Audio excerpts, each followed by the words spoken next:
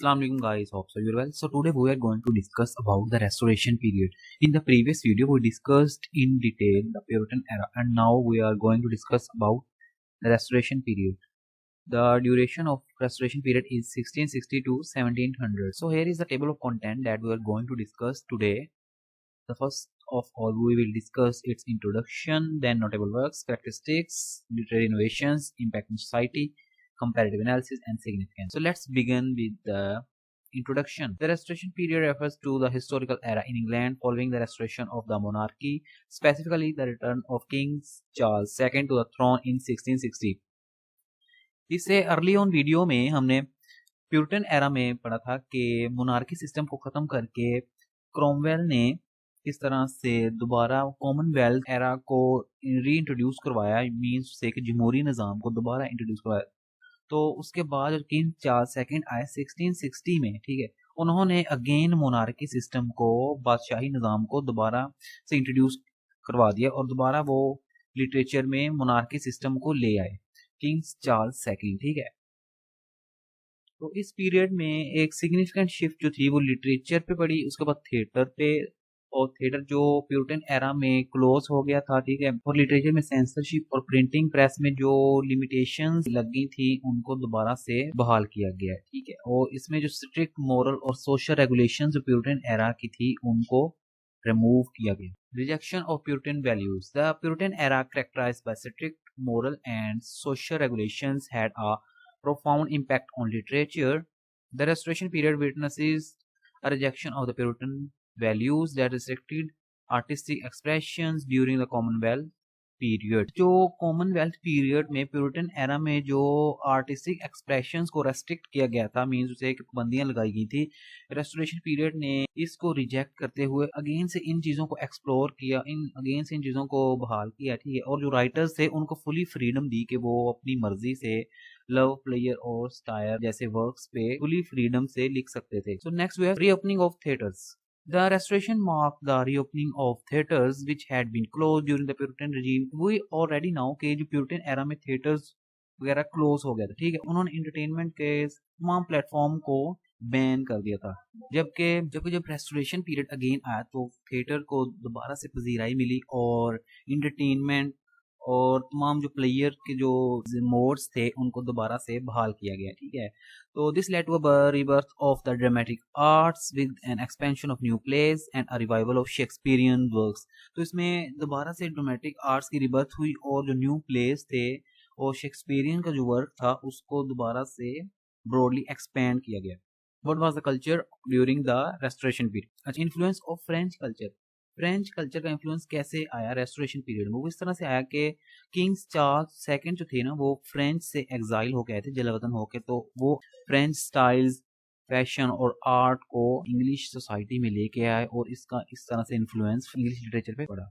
The Restoration period was influenced by French culture, particularly during the reign of Charles II, who spent part of his exile in France.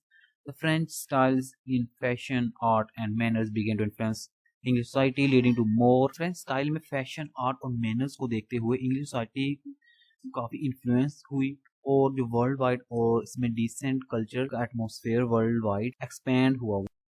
So next we have notable works. What were the notable works during the restoration period? John Dryden, Absalom and Achitophel. He created this poem when this was a poem of John Dryden. He created this poem when there was a lot of political trouble. In simple terms, the poem tells a story that symbolically talks about a real life political crisis using characters from Bible. अच्छा, Bible से characters को लेके इन्होंने real life जो political crisis थे उस वक्त उनको वो symbolically represent किया इस poem में, ठीक है। ड्राइडन एक talented writer थे जिन्होंने डिफरेंट टाइप्स ऑफ राइटिंग्स लिखी, जिसमें प्लेस भी थे, एसेस भी थे और ट्रांसलेशंस भी थी। ओके, नेक्स्ट वी हैव जो Etherege. Etherege wrote a play called the Man of Mode and it's a funny way of criticizing the way people behaved in fashionable society back then. The play makes fun of how people acted, especially focusing on a character called the Restoration Rage. So the Man of the Mode ना एक play है जिसमें George एथरिज ने ना एक funny way में criticise किया था लोगों को बिहेवियर पे जो फैशनेबल सोसाइटी में वो बिहेव कर रहे थे, ठीक है। और इसमें उसने कैरेक्टर्स के स्टाइल पे और उस पे सटायर और ह्यूमरस वे में डिस्कस किया था उन कैरेक्टर्स को। तो इस तरह से नेक्स्ट है हमारे पास Samuel Pepys. Pepys Diary isn't a traditional literary work, but it provides a unique and valuable first-hand account of life during the Restoration period. The diary covers Pepys' daily experiences. इसमें जो है ना writer ने अपनी daily life के experiences को और उस तरह से cultural, political and social changes of the time जो उस वक्त आ रहे थे उनको राइट डाउन किया है अपने इस डायरी में, ठीक है। Okay, next we have characteristics. The first one is the restoration comedy, wit and satire. Restoration comedy was a type of theatre known for its clever humor and satire.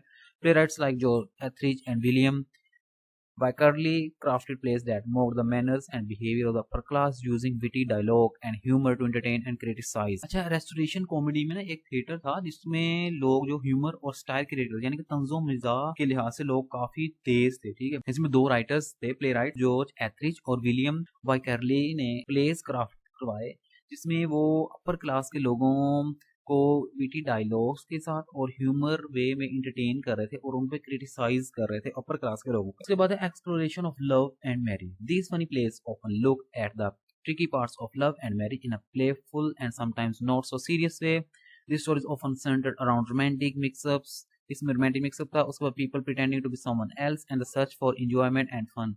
और enjoyment और fun के elements भी इन pledge में देखे गए थे। Next है social realism, depicting social realities. Literature during the Restoration period focused on portraying the actual social conditions of the time. Writers like Samuel Pepys in his diary and novelists such as Ephra Behn in Orinoco provide a realistic view of daily life. इसमें daily life के realistic views को explain किया गया, उसकी तरह से struggles और aspirations और लोगों के जो रिलेशनशिप्स हैं उनको डिस्कस किया गया है, ठीक है। इस तरह से नेक्स्ट है post civil war landscape. The aftermath of the English Civil War and the interregnum period influenced these works. Authors sought to capture the challenges and changes in society as the monarchy was restored, addressing issues of power, loyalty and the impact of power. अच्छा, जैसे ही monarchy system आया ना तो लोगों ने power of issues पे, loyalty पे और इम्पैक्ट ऑफ वार जो इंडिविजुअल्स पे थी, जो कम्युनिटीज पे थी, उसके बारे में डिस्कस करना शुरू कर दिया। Okay, next we have influence of French culture. Cultural exchange. The Restoration period saw a significant exchange of ideas between England and France. King Charles II, time in exile in France, brought French influence to the English court and society. We already have discussed कि King Charles II जो थे वो exile होके आए थे France से, तो वो अपने साथ एक French culture भी लेकर इंग्लिश में, ठीक है। French styles in literature. French literature known for its elegance and sophistication influenced English writers. Themes of love, manner, and courtly intrigue in French literature found their way into English works, shaping the tone and content of literature of that time.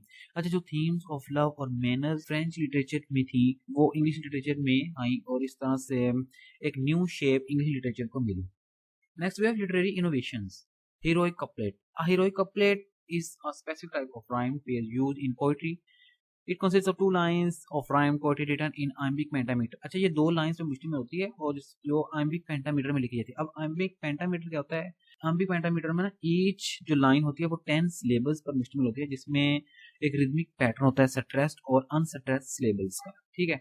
अच्छा, one thing more कि heroic का ये हरगिज ये मतलब नहीं है कि वो हीरोज से जो ट्रेडिशनल सेंस में कंसीडर किया जाता है जैसे एंग्लो सैक्सन पीरियड में था, ठीक है, तो उस सेंस में नहीं है कि हीरो से रिलेट कर रहा है।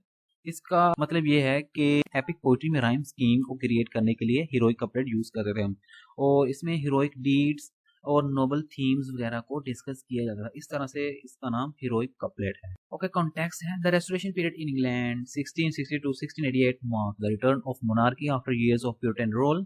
प्यूरिटन रोल के बाद हम जानते हैं कि मोनार्की सिस्टम आ गया था जबकि प्यूरिटन एरा में कॉमनवेल्थ सिस्टम था, ठीक है। This period was characterized by a renewed interest in classical literature and a celebration of wit and refinement. Okay, next, significance of heroic couplet. Poets like John Dryden and Alexander Pope embraced the heroic couplets as a favored poetic form. Its rigid structure, two lines of iambic pentameter with a rhyme at the end, reflected the desire for order and elegance. This form allows poets to express complex ideas with clarity, making it suitable for both serious themes and witty commentary. Heroic couplet की significance में ये था कि John ड्राइडर Alexander pope ने heroic couplet poetic form में introduce करवाई और उसकी रिजिड स्ट्रक्चर दो लाइन जो आइम्बिक पेंटामीटर में होती थी, ठीक है। तो इस तरह से ये हुआ कि कम्प्लेक्सिटी आइडियाज को मजीद क्लैरिटी के साथ और सूटेबल वेज में थीम्स को एक्सप्लेन किया गया। ओके, नेक्स्ट है सटायर एंड आयरनी, ठीक है। The restoration period was marked by political and social changes including the establishment of the monarchy under Charles II. This era was characterized by a certain descendant in manners and morals. जब monarchy system की दोबारा री establishment हुई है Charles second के दौर में, ठीक है, तो उससे मैनरिज्म और मोरालिटी वैल्यूज को दोबारा से इंट्रोड्यूस किया गया, ठीक है। Satirical writings. Writers used satire to criticize and mock the vices and absurdities of their society. Satire was often sharp and humorous. इस restoration period में satire और तंज़ो मिज़ाह मीन्स आयरनी अरूज पे लोग ह्यूमरस वे में डिस्कशंस करते थे और अपर क्लासेस के लोगों को ह्यूमरस वे में satire करते थे। Irony in restoration literature. Irony, a literary device where the opposite of what is expected occurs, was a powerful. Two writers employed verbally irony to highlight the contrast between appearance and reality. Irony क्या है? एक ऐसी literary device है जिसमें हम जो expect कर रहे होते हैं ना उससे opposite होता है, ठीक है। तो राइटर्स ने वर्बल आयरनी को मोस्ट ज्यादातर यूज किया है जिसमें अपीयरेंस और रियलिटी पे डिस्कस किया गया, कंट्रास्ट बताया गया अपीयरेंस और रियलिटी पे। मीन जो है कि हम फैंटेसी में जो लाइफ गुजारते हैं वो रियलिटी से बिल्कुल एक कॉन्ट्राडिक्टरी होती है, एक कंट्रास्ट में होती है। जो फैंटेसी में हम इमेजिन करते हैं चीजों को वो रियलिटी में बेस नहीं। Impact on society, cultural revival. The restoration period brought about a revival of the art. The reopening of theatres closed during the Puritan led to a revival of dramatic performances. Restoration period जो था वो एक तरह से art में again revival लेके आया। जो थिएटर्स यानी कि क्लोज हो गए थे, बैन हो गए थे प्यूरिटन एरा में, उन्होंने इंटरटेनमेंट के ऑल प्लेटफॉर्म प्यूरिटन ने क्लोज कर दिया था, उनको दोबारा से रीओपन किया गया। प्ले राइट्स जैसे कि विलियम वाइकरली और जॉन ड्राइडन ने फ्लोरिशिंग थिएटर सीन्स को इंट्रोड्यूस करवाया, ठीक है, उस तरह से जो कि इंटरटेनमेंट पे फुली बेस कर रहे थे। इसी तरह से literary reflection, literature and the arts became mirrors reflecting changing societal values and aspirations. The work of time explored themes of, इसमें जो themes थी वो love, power और social dynamics की थी। एक satirical touch मिला लोगों को, जो society directly evolved. Shift in morality and manners. The literature of this period challenged the strict moral and social codes of the Puritan era, embracing a more liberal and open approach to the social behavior and human desires. We already know कि Puritan era में morality और manners पे काफी वो लोग straight forward थे, काफी conservative थे। उनके अकॉर्डिंग मोरालिटी और मैनर्स बहुत मायने रखती थी, ठीक है। जबकि जब रेस्टोरेशन पीरियड आया तो लोगों का जो ट्रेंड अगेन है वो लिबरलिज्म की तरफ आया, जिसमें लोगों का बिलीव जो था वो गॉड या गॉड की तरफ नहीं था, ठीक है। Playwrights like William Congreve in works such as The Way of the World presented characters engaged in witty and often risque dialogue. Literary works explore themes of love. इसमें भी जो थीम थी वो लव थी, कोशिप थी, ठीक है, जिसमें फ्रीडम थी और एवरी इंडिविजुअल को फ्रीडम हासिल थी कि वो अपनी मर्जी के साथ अपनी जिंदगी गुजार सकता था। जबकि प्यूरिटन एरा में इस तरह से नहीं था, उसमें रेस्ट्रिक्शंस थी सबके लिए और सबको ये कहा जा रहा था कि बाइबल को ही फॉलो करेंगे वो और रिलीजियस वैल्यूज के अकॉर्डिंग ही अपनी लाइफ गुजारेंगे। Influence on society, the shift towards more open and liberal themes in literature contributed to a broader cultural transformation. अच्छा, जब लोगों का ट्रेंड ना लिबरलिज्म की तरफ आया जिससे कल्चरल ट्रांसफॉर्मेशन आई और लोगों में जो डिफरेंट ट्रेंड्स जो थे वो लव, मोरालिटी और सोशल कंडक्ट की आए और लोगों ने जो इश्यूज थे ना उनके साथ उनको लव, मोरालिटी और सोशल कंडक्ट के साथ परसीव किया, सॉर्ट आउट किया। Okay, next we have comparative analysis. अब इसमें हम प्यूरिटन एरा और जो रेस्टोरेशन पीरियड है उसका कंट्रास्ट देखेंगे आपस में क्या था, ठीक है। प्यूरिटन एरा में before restoration Puritan writings focus a lot on morals and religion. No doubt Puritans जो थे उनका जो फोकस था वो मोरल्स और रिलीजन पे था, ठीक है। और उसमें टोन क्या थी, they were serious and aim to teach about faith and being good. वो फेथ और बीइंग गुड होने पे, मोरल होने पे बहुत ही सीरियस पर्सन थे, ठीक है। उनका स्टाइल क्या था, Puritan writers avoided writing too much about fun, जो वो फनी और वर्ल्डली थिंग्स से अवॉइड कर रहे थे। जबकि जो रेस्टोरेशन पीरियड में थी उसमें जॉन ड्राइडन और एफ्राबेन ने राइटिंग को ज्यादा से ज्यादा फनी बनाया, ह्यूमरस बनाया और इसमें स्टायर और बीट जैसे एलिमेंट्स हमें देखने को मिले, ठीक है। They started writing about things like love and social life, exploring moral, worldly and enjoyable ideas. जबकि उस वक्त जो राइटर्स थे उन्होंने लव, सोशल लाइफ जैसे आइडियाज को ज्यादा से ज्यादा एक्सप्लोर किया। उस वक्त जो राइटर थे उन्होंने लव और सोशल लाइफ को वर्ल्डली और इंजॉयबल आइडियाज के वे में एक्सप्लोर किया, ठीक है। तो shift in dramatic style, Elizabethan and Jacobean before restoration. Plays by Shakespeare and others were about big themes like tragedies and historical stories, feelings. They were emotional and had deep characters with tough moral questions. जो Elizabethan और जो Jacobian era था उसमें जो place थे ना वो उसमें थीम थी ट्रेजिडीज की, हिस्टोरिकल स्टोरीज थी, वो ज़्यादा इमोशनल थे कैरेक्टर्स, ठीक है, और उसमें मोरल क्वेश्चंस थे। जबकि रेस्टोरेशन पीरियड डिफरेंट था टोटली। उनका जो फोकस था वो सोसाइटी में एक फनी इन्वायरमेंट क्रिएट करना, और जिसमें विलियम कंग्रीव की एक ग्रेट कंट्रीब्यूशन है, ठीक है। इसी तरह से lighter feel, they were not as serious and had lighter feel, talking more about manners and the funny side of life. अच्छा, ये जो पीपल थे वो ज़्यादा सीरियस नहीं थे और चीज़ों को फनी वे में टैकल डाउन कर रहे थे। तो ये हमारे पास था कंपैरेटिव एनालिसिस रेस्टोरेशन पीरियड का प्रीवियस पीरियड्स के साथ, ठीक है।